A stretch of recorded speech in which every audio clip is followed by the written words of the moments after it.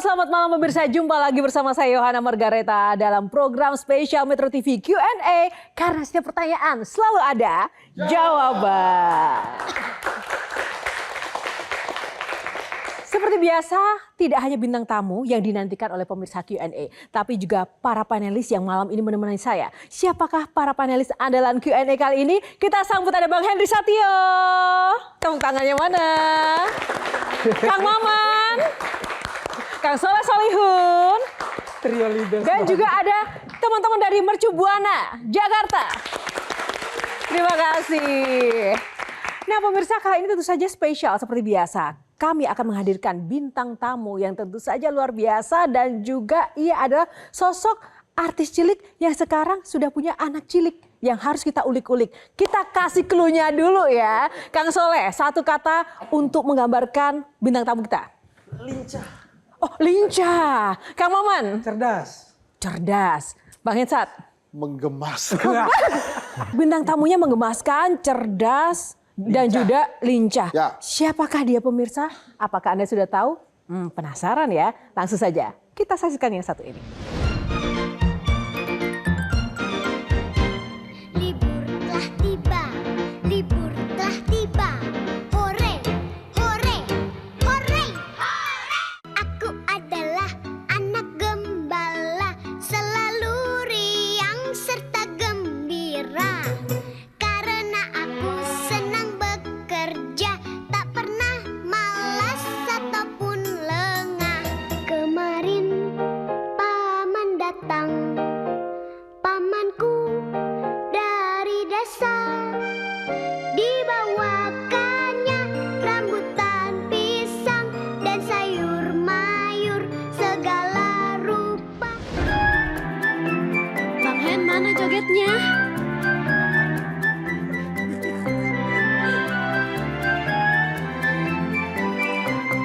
Aku adalah anak gembala, selalu riang serta gembira. Karena aku senang bekerja, tak pernah malas ataupun lengah. Tra-la-la, la-la-la-la, tra-la-la, la-la-la-la-la. Tasya. Wah, wah. Tasya apa kabar? Baik, Kak. Pertama-tama aku mau nanya deh, Tasya itu skincare-nya pakai formalin ya? Kok nggak berubah sih? Hanya di bonsai aja. Lagi sibuk apa nih?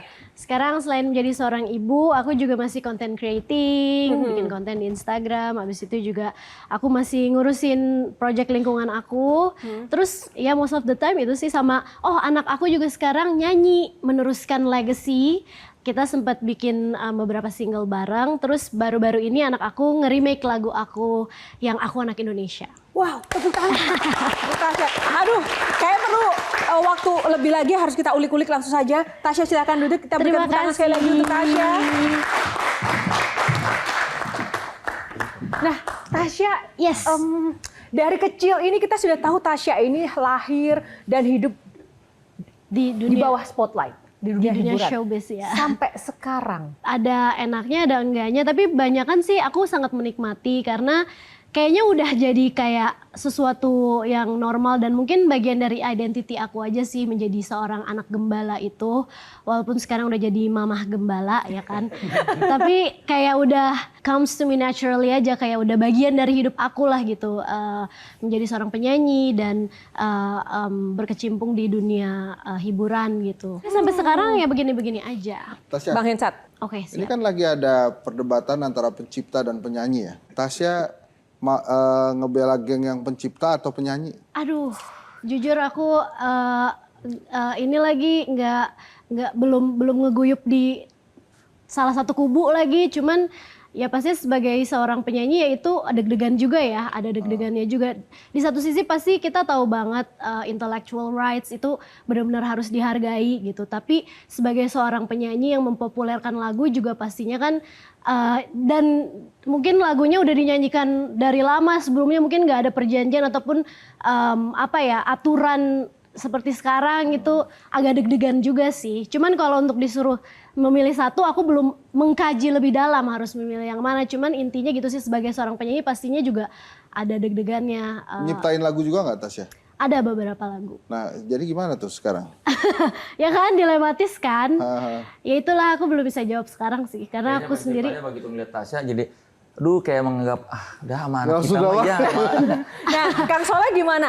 Seseorang yang mendapat popularitas dari kecil kan rawan attitude belagu atau apa. Bagaimana orang tua kamu mendidik kamu, kok kamu bisa tetap rendah hati dari Dan tidak tumbuh.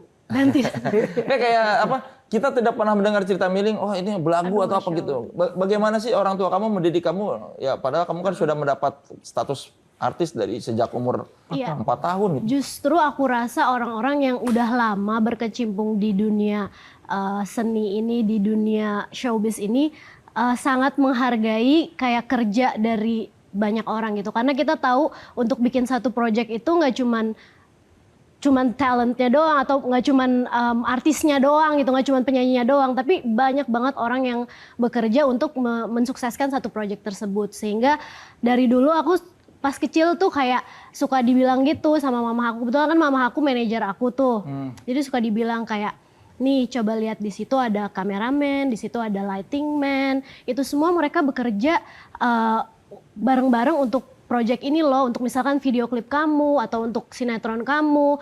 Kamu kalau tampilnya maksimal, kemudian juga kamu kalau misalkan punya attitude yang baik, ya itu tandanya kamu juga ikut mendukung project ini dan kamu menghargai waktu mereka dan kerja keras mereka gitu di lokasi gitu. Jadi aku paham betul gitu bahwa untuk bisa sukses ataupun untuk bisa jalan lah satu project itu tuh butuh kerjasama sama banyak orang, sehingga dibutuhkan juga kayak attitude kita yang baik, kita menghargai waktu orang, kita menghargai energi orang yang bekerja dan juga karya-karya mereka gitu. Nah itu tadi makanya pencipta dan juga Attitude. penyanyi emang harus kerjasama. Kenapa? Dengar Iya nggak tadi sih? attitude bersama-sama ya. Iya. Bersama-sama saling menghargai. Oke, kalau Kang Maman melihat sosok Tasya yang secara mental dan psikis kebijaksanaan sudah bertumbuh.